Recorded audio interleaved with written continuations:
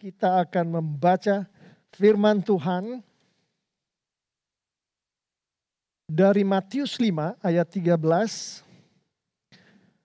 sampai 16. Itu kayaknya belum ada Alkitab di atas meja. Ya, salah satu jemaat kita di rumah. Udah kelihatannya, oke. Demikianlah firman Tuhan, Matius 5 ayat 13. Kamu adalah garam dunia. Jika garam itu menjadi tawar, dengan apakah ia diasinkan? Tidak ada lagi gunanya selain dibuang dan diinjak orang. Ayat 14, kamu adalah terang dunia.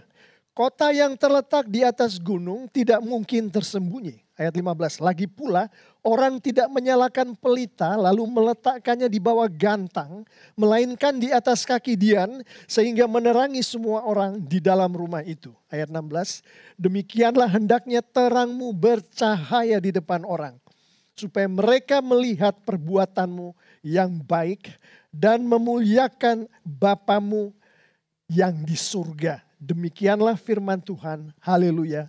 Amin. Mari silakan jemaat. Kita akan bersama-sama mengupas ini satu demi satu. Kembali kita lihat kata kamu. Di situ kata kamu yang adalah seperti yang kita lihat di khotbah-khotbah sebelumnya. Tuhan Yesus mengacu kepada murid-muridnya. Meskipun khotbah di atas gunung ini juga dihadiri oleh banyak orang, tapi kamu di sini mengacu ke murid-murid Yesus. Kalau kita lihat di tinta yang biru itu, ada kata dan memuliakan Bapamu yang di surga. Bapa di sini hanya bisa disebutkan oleh anak-anak Tuhan, murid-murid Yesus. Yang di dalam anak-anak Tuhan itu, murid-murid Yesus itu, sudah ada roh Tuhan di dalamnya. Artinya mereka sudah lahir baru. Seperti kita semua di sini dan kita semua di rumah yang sedang mendengarkan firman Tuhan ini. Amin. Oke, jadi kita semua tahu. Dan kita sudah belajar dari khotbah-khotbah yang lalu bahwa yang namanya murid-murid Yesus, anak-anak Tuhan yang sudah lahir baru, itu di dalamnya ada Roh Kudus memiliki atribut-atribut tertentu. Nah, tapi sebelum kita masuk ke atribut anak-anak Tuhan itu, saya mau menekankan di sini bahwa kata garam dunia dan terang dunia yang dikatakan Tuhan Yesus itu mengacu kepada kita semua, murid-murid Tuhan Yesus, bukan kepada orang lain, kepada kita semua. Nah, sebagai anak-anak Tuhan, garam dan terang itu kita tahu dari pelajaran sebelumnya yang kita bersama-sama dengarkan dan saat ini saya imani sudah dipraktekkan di dalam kehidupan kita masing-masing. Amin. Oke, di situ kita tahu bahwa atribut anak Tuhan ini adalah datangnya dari Tuhan ya. Bukan kita yang memproduksi atribut ini. Pertama dari ayat 3 di Matius 5. Ini adalah ucapan-ucapan bahagia itu. Anak Tuhan mempunyai kerajaan surga. Di ayat 4 anak Tuhan dihibur. Ayat 5 anak Tuhan memiliki bumi. 6 dipuaskan. 7 beroleh kemurahan. 8 melihat Allah. 9 anak-anak Allah. 10 empunya kerajaan surga, upahmu besar di surga.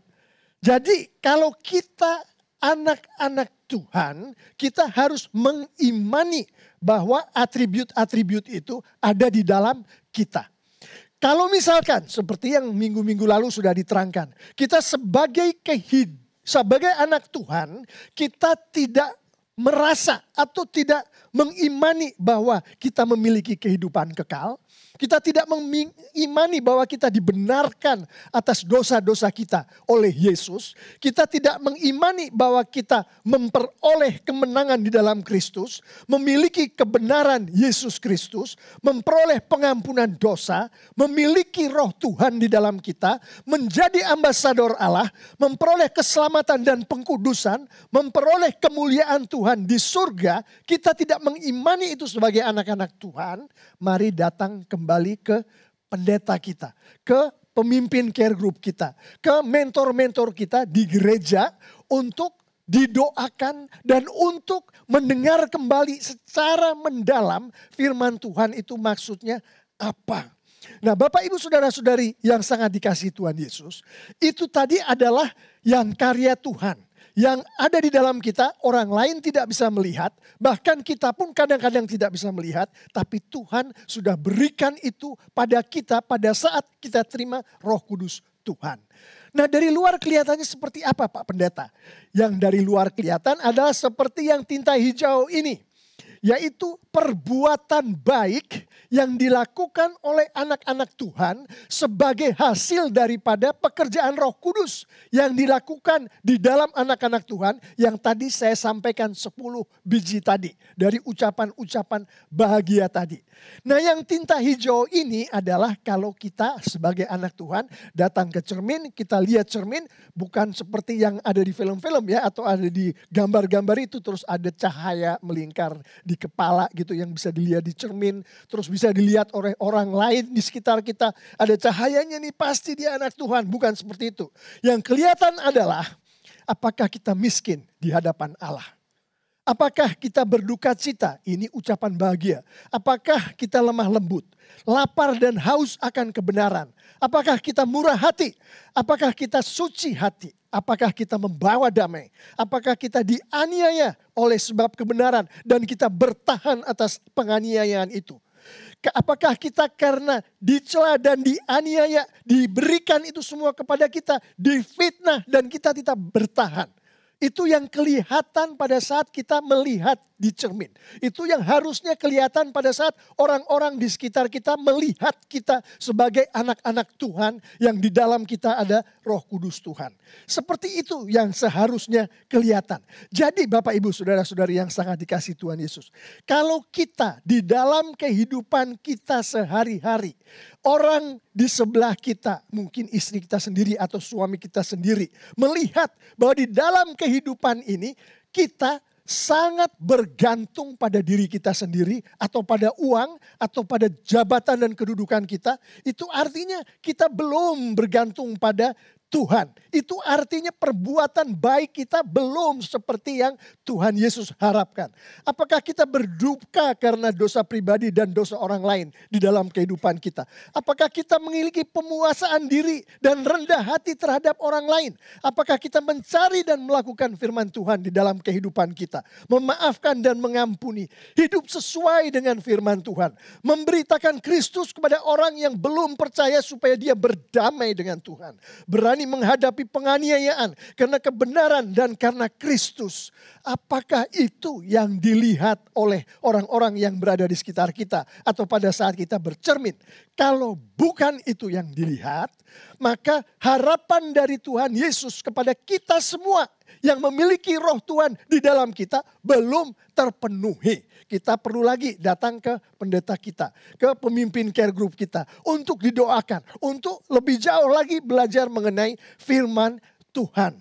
Saya mengimani kita semua yang ada di sini maupun mendengarkan di rumah sudah berada di posisi di mana yang tinta merah tadi adalah kita imani ada di kehidupan kita. Di mana yang tinta hijau tadi sudah kita lakukan di dalam kehidupan kita sehari-hari karena kita sudah diselamatkan. Karena Roh Kudus ada di dalam kita dan Roh Kudus bekerja atas kita. Amin. Sekarang kita kembali berbicara mengenai garam dan cahaya tadi. Garam dan terang tadi. Kita tahu tadi garam yang dimaksud adalah kita semua. Murid-murid Tuhan. Yang dimaksud dengan terang adalah kita semua. Murid-murid Tuhan. Kalau kita lihat Bapak Ibu Saudara-saudari yang sangat dikasih oleh Tuhan Yesus. Kita lihat di bagian yang ayat 13 tadi. Coba ke sini. Di situ kalau kita baca dengan teliti. Tuhan Yesus berbicara tentang dua macam garam. Pernah nggak kita perhatiin di ayat 13? Tuhan Yesus berbicara tentang dua macam garam. Garam pertama yang Tuhan Yesus bicarakan adalah secara tersirat garam yang asin rasanya. Yang normal asin ya garamnya, bukan manis. Kalau ada garam yang manis bukan garam namanya, gula. Oke, garam yang macam pertama adalah garam yang asin. Garam yang macam kedua yang dibicarakan oleh Tuhan Yesus adalah garam yang tawar. Jadi garam asin, garam tawar. Ayat 13 itu yang dibicarakan Tuhan Yesus. Nah perhatikan, garam tawar ini yang dibicarakan Tuhan Yesus adalah kamu loh. Kita semua loh, anak-anak Tuhan loh. Dia gak ngomongin orang yang di mall. Tuhan Yesus gak ngomongin orang-orang itu. Ngomongin kita yang ada di gereja, kita yang ada di rumah sedang dengerin kita. Jadi perhati ini, garam tawar ini tadinya di sini, tadinya asin. Di ayat 13 itu ada kata yang saya garis bawahi, menjadi. Jadi yang tadinya asin terus menjadi tawar. Itu yang Tuhan Yesus sedang bicarakan. Asin, tawar. Harusnya yang mana? Yang Tuhan mau. Yang asin, karena garam itu adalah asin. Kalau garam itu menjadi tawar, apa yang dilakukan? Dengan jelas di tinta yang hijau itu Tuhan katakan akan dibuanglah garam yang seperti itu dan diinjak. Dibuang dan diinjak. Tuhan Yesus ngomongin kita. Murid-muridnya yang tadinya asin jadi tawar, dibuang dan diinjak. Perhatikan itu. Terus garam yang tetap asin akan terus dipakai oleh Tuhan Yesus. Nah sekarang saya akan membawa kita semua ke bagian di mana ada Imamat 19:22 firman Tuhan yang mengatakan. Katakan kepada mereka, Tuhan berbicara. Kuduslah kamu sebab aku Tuhan Allahmu kudus. Perjanjian lama ini dikutip oleh Rasul Petrus pada saat dia berbicara di 1 Petrus 1:16. Sebab ada tertulis, kuduslah kamu sebab aku kudus. Kudus ini adalah atribut Tuhan yang paling terkenal, paling banyak dibicarakan di Alkitab. Perjanjian lama, Imamat 19. Perjanjian baru, 1 Petrus 1. Garam, asin. Asin ini adalah Roh Kudus, kekudusan. Jadi seorang anak Tuhan yang asin, garam yang asin adalah anak Tuhan yang kudus. Jadi dikatakan berdasarkan dua ayat tadi, Imamat dan Petrus tadi, bahwa kalau seseorang itu dari asin menjadi tawar garamnya, ini murid Tuhan nih, artinya dia dari kudus menjadi tidak kudus.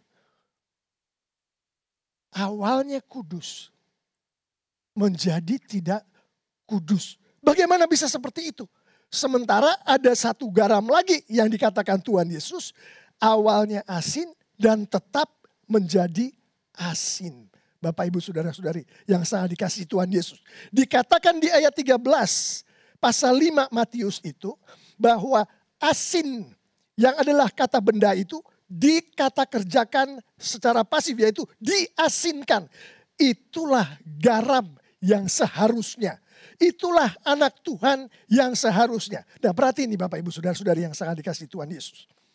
Mengasinkan yang dimaksud di pasal 5 ayat 13 ini bukan seperti mengasinkan pada saat istri saya buat telur dadar untuk sarapan pagi. Kan telur kalau saya nggak suka lada, jadi harus ditaruh garam kan.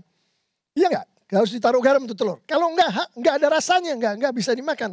Mungkin bisa tapi nggak seenak kalau ada garamnya. Jadi ditaruh garam lah telur dadar itu sehingga ada rasa asinnya. Bukan seperti itu yang dibilang oleh Tuhan Yesus. Bukan untuk membuat telur jadi enak karena ditaruh garam. Bukan membuat lingkungan kita menjadi nyaman karena ada garamnya di situ. Bukan yang seperti itu. Atau contoh lain lagi. Ibu mertua saya yang sangat mengasihi saya juga mencintai ibu mertua saya. Itu suka membuat sayur asem untuk saya. Nah sayur asem itu ditaruh bumbu macam-macam kan. Salah satunya adalah garam ditaruh di situ. Kalau garam itu ditaruh di dalam sayur asam, garam yang cukup jumlahnya akan membuat rasa sayur asam itu enak gitu ya. Semuanya serasi bumbunya. Bukan seperti itu yang dimaksud oleh Tuhan Yesus. Bukan untuk menserasikan satu orang yang ada di lingkungan kita dengan di lingkungan lain. Anak-anak Tuhan yang memiliki kekudusan Tuhan, yang garam, yang asin ini, bukan untuk membuat lingkungan kita nyaman karena satu dengan lain bisa akur dengan kita. Bukan seperti itu. Yang dimaksud mengasinkan di sini adalah seperti kalau kita bikin ikan asin. Tahu nggak bikin ikan asin seperti apa? Ikan terus dikasih garam, nggak tahu prosesnya, saya nggak tahu cara bikinnya, tapi rasanya asin banget, Beda dengan ikan-ikan lain. Beda dengan ikan yang dikasih garam sedikit supaya rasanya nikmat. Beda dengan ikan yang dibikin rica-rica atau garam supaya rasanya serasi dan enak. Ini adalah ikan asin yang rasanya asin. Orang tahu ada garamnya di situ. Itu yang dimaksud oleh Tuhan Yesus. Kita sebagai anak-anak Tuhan menggarami dunia, menggarami lingkungan sekitar kita, menggarami komunitas kita adalah kita masuk ke dalam komunitas itu. Mereka semua merasakan betapa asinnya kita sebagai anak-anak Tuhan. Betapa kudusnya, asin tadi kekudusan kan. Betapa kudusnya kita sebagai anak-anak Tuhan. Berbeda sekali dengan dunia, berbeda sekali dengan komunitas kita. Itu yang dituju oleh Tuhan. Dan anak-anak Tuhan seperti itulah yang Tuhan bilang dia akan pakai. Kalau tawar, dibuang dan diinjak. Mari kita sekarang masuk mengenai cahaya. Kalau kita perhatikan di ayat yang barusan tadi kita baca, ayat-ayat emasnya tadi. Ada dua macam cahaya juga yang disampaikan oleh Tuhan Yesus. Nah, sebelum kita masuk ke dua macam cahaya itu, saya akan sampaikan di sini apa yang Tuhan Yesus pikirkan di dalam pikiran Tuhan pada saat kata terang, bukan cahaya tapi terang yang saya maksud. Pada saat terang itu disampaikan di dalam firman-Nya ini. Pertama adalah dia bilang terang itu tidak mungkin disembunyikan. Gak mungkin, kalau yang namanya terang itu gak mungkin disembunyikan. Terus terang itu bukan untuk diletakkan di bawah gantang seperti penutup gitu. Bukan untuk dimasukkan ke dalam penutup, tapi ditaruh di dian sehingga bisa menerangi lingkungan, menerangi rumah di mana si terang ini berada. Jadi terang adalah untuk menerangi, itulah fungsinya yang Tuhan Yesus bilang. Tapi Bapak Ibu Saudara-saudari yang sangat dikasihi Tuhan Yesus, kita lihat di sini. Tuhan Yesus menunjukkan secara tersurat maupun tersirat ada dua macam terang. Pertama adalah terang yang bercahaya yang ada di dian itu. Jadi cahayanya kemana-mana. Dirasakan oleh semua orang yang ada di lingkungan itu. Tapi ada terang yang di bawah gantang. Terang yang tertutup atau ditutupin. Sehingga meskipun terang itu ada, perhatikan ini Tuhan berbicara mengenai kita semua loh. Anak-anak Tuhan yang dalamnya ada Roh Kudus loh yang dia bilang terang itu. Artinya meskipun terang itu tidak bercahaya, tetap aja Roh Kudus itu ada di dalam kita gitu. Itu yang dibicarakan Tuhan Yesus. Tapi di sini yang Tuhan sedang jelaskan kepada kita, yang aku mau ya anak-anakku adalah terang yang di dian, yang bercahaya. Bukan terang yang ada di gantang, cahayanya tidak kelihatan. Karena kalau terang itu ada di dian, dari cahaya tadi, perbuatan baik yang tinta hijau tadi di awal-awal tadi. Itu akan bisa dilihat oleh semua orang. Dan orang-orang yang melihat akan memuliakan Tuhan pada saat dia merasakan cahaya itu. Saya mau masuk ke dalam Yohanes 8 ayat 12. Tuhan Yesus di situ berkata, akulah terang dunia. Barang siapa mengikuti aku, ia tidak akan berjalan dalam kegelapan, melainkan ia akan mempunyai terang hidup. Perkataan Tuhan Yesus ini menjelaskan apa yang barusan kita dengar mengenai terang yang bercahaya dan tidak bercahaya tadi. Karena Tuhan Yesus mengatakan kepada kita semua murid-muridnya, yang aku maksud terang yang ada di kamu itu sebetulnya punya aku. Bukan punya kamu, punyaku.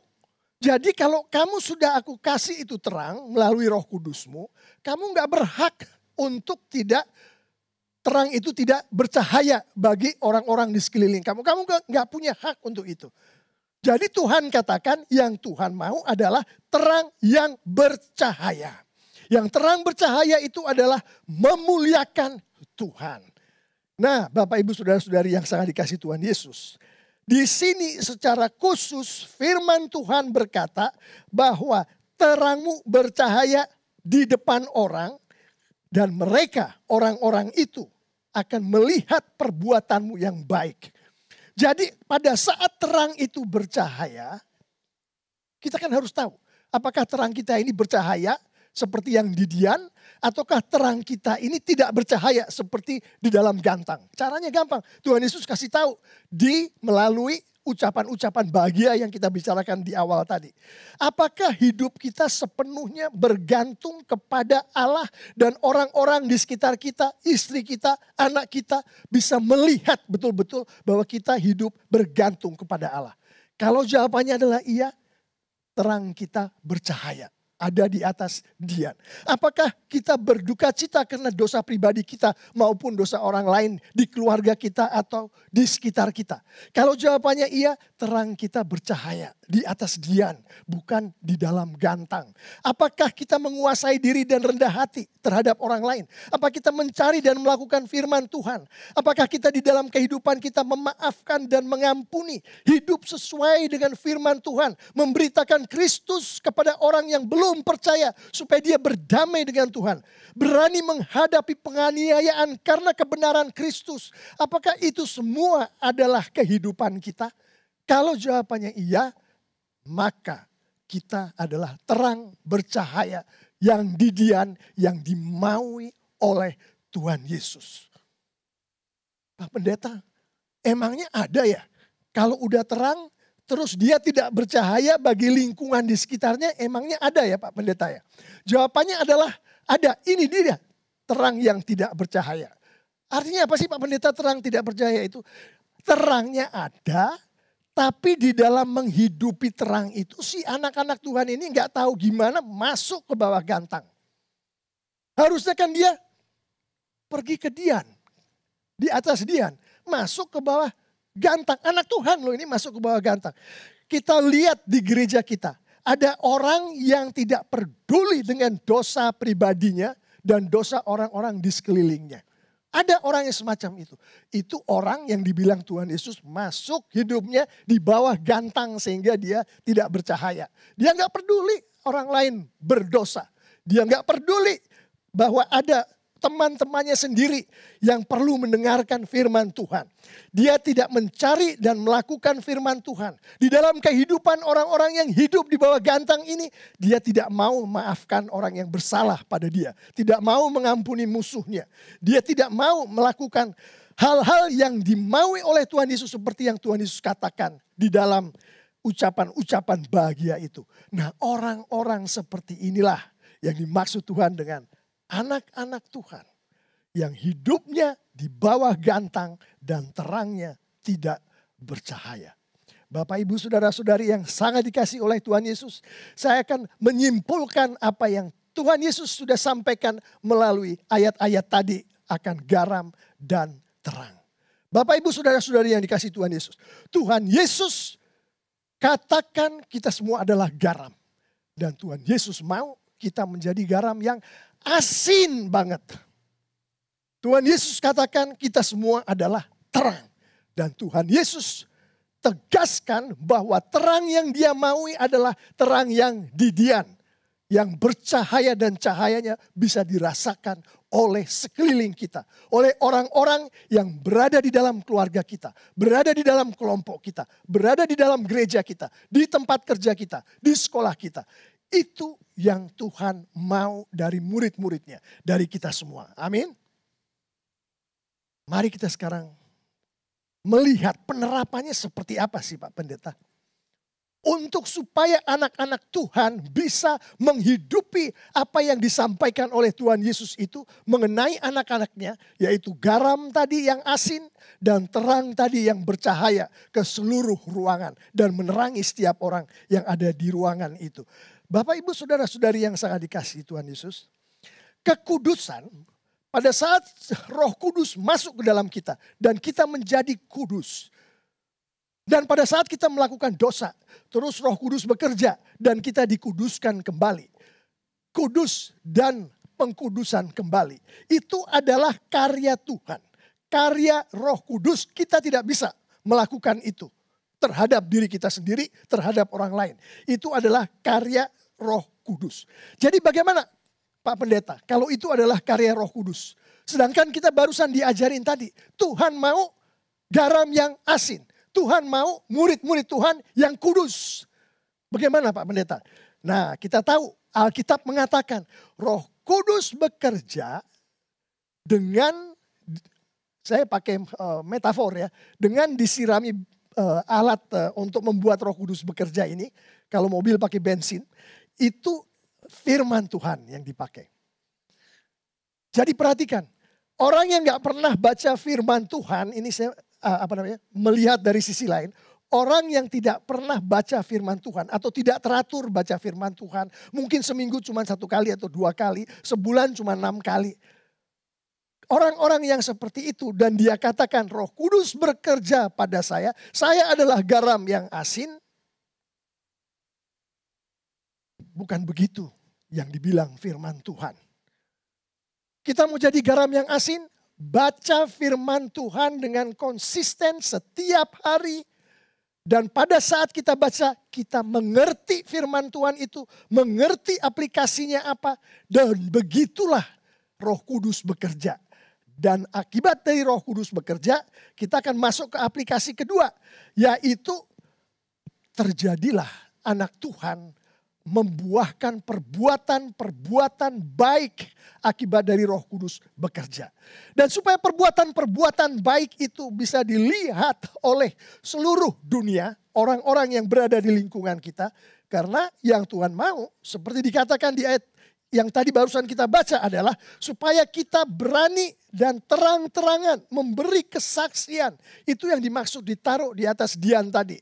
Itu yang dimaksud dengan cahayanya tadi menerangi seluruh ruangan. Jadi semua orang yang ada di ruangan itu bisa melihat si terang ini. Cahayanya bisa membuat dia melihat si terang ini. Dan cahayanya adalah perbuatan-perbuatan baik tadi.